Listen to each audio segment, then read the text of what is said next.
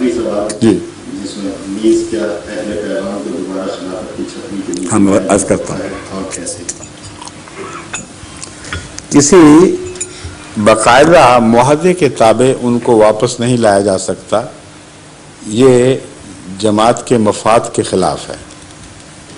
اس سلسلے میں آپ کو مثال بتاتا ہوں۔ جب میں فجی گیا تو اس زمانے میں عبدالحفیظ خان صاحب جو وہاں کے پیغامیوں میں سے بڑے معزز اور بڑے بارسوخ تھے، انہوں نے مجھے دعوت دی کہ آپ ہمارے گھر آئیں اور گفتگو کریں، کیونکہ میں چاہتا ہوں کہ یہ فیصلہ ہو جائے۔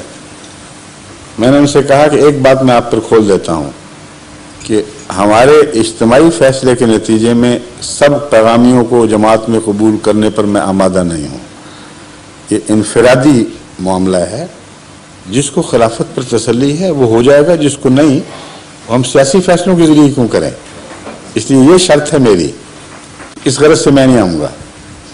انہوں نے کہا ٹھیک ہے آپ آئیں، ہمیں سوال جواب کو تو موقع دیں، لیکن شرط یہ ہے کہ آپ کے ساتھ کوئی اور احمدی نہ آئے۔ وہ سمجھتے تھے دوسرے مجھے لکھاتے پڑھاتے ہیں، جس طرح امام صاحب میرے پاس بیٹھے ہوئے ہیں۔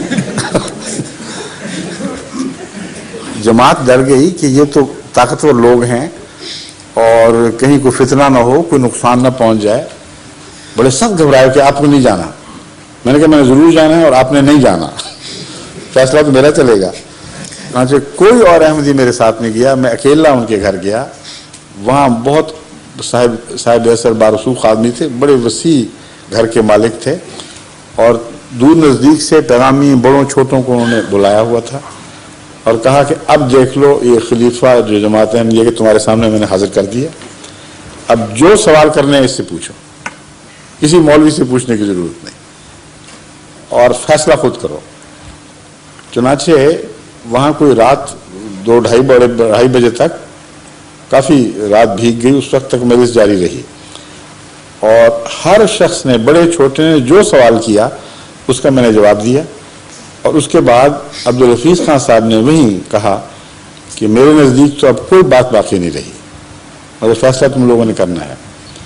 عبدالحفیظ خان صاحب نے بعد میں مجھے خط لکھا کہ جہاں تک میری ذات کا تعلق ہے میں تو اس دن سے قائل ہو چکا ہوں، لیکن ابھی مجھے بیعت کی توفیق نہیں مل رہی، کیونکہ ان کی رشتہ داریاں صرف وہیں نہیں ناندی کے علاقے میں نہیں تھیں، ارد گرد کافی وسیع تھیں۔ تو انہوں نے کہا کہ یہ ناندی کا ذکر تھا، کسی اور جگہ کا تھا، بہرحال ان کے رسوخ کافی پھیلے ہوئے تھے۔ مجھے انہوں نے لکھا کہ میں چاہتا ہوں کہ اس وقت بیعت کروں جب میں باقی سب کو بھی اپنے ساتھ قائل کر لوں، ساتھ ملا لوں۔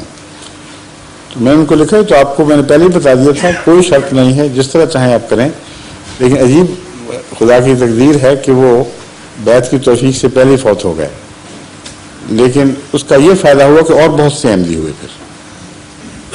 تو اجتماعی طور پر شامل کرنا میرے نزدیک مناسب نہیں ہے۔ نیگوشیشن کے ذریعے اگر شامل کریں گے تو کیا ہوگا، ان کی بعض شرطیں باقی رہیں گی، ان کی عدم تربیت جو ہے وہ غیر احمدی مسلمانوں کی نسبت زیادہ خطرناک ہے۔ وہ قبول کرنے کے باوجود ایک خلافت کے مقابل پر ایک آزادانہ سوچ کو اپنا بیٹھے ہیں، اور اس ٹیڑھی سوچ کے نتیجے میں ان سے جب احمدی ہوتے ہیں تو ہمارے لیے زیادہ مسائل کھڑے کرتے ہیں بنسبت ان غیر احمدی مسلمانوں کے جن کے سامنے ایک روک اٹھ گئی تو پھر پوری طرح تسلیم و رضا ہے، پورے اخلاص اور وفا کے ساتھ پھر وہ ساتھ نبھاتے ہیں۔ لیکن پیغامیوں کے ساتھ ہمیں دیکھا ہے اکثر صورتوں میں، ہر ایک میں تو نہیں، لیکن اکثر مستقل سردردی، کہیں کوئی نظام کے خلاف بات، کہیں کوئی نظام کے خلاف، ہم یہ کو مانیں وہ کو مانیں، یہ جو عادتیں بن جاتی ہیں ان کو توڑنا بہت مشکل کام ہو جاتا ہے۔ تو اللہ کرے کہ بظاہر تو یہی لگتا ہے آپ کی طرف سے کہ آپ کوئی کسی ایسی عادت کے حامل نہیں ہیں، مگر اگر ہوں تو پھر دعا کے ذریعے اصلاح ہوگی، سوالات کے ذریعے نہیں ہوگی۔ ٹھیک ہے؟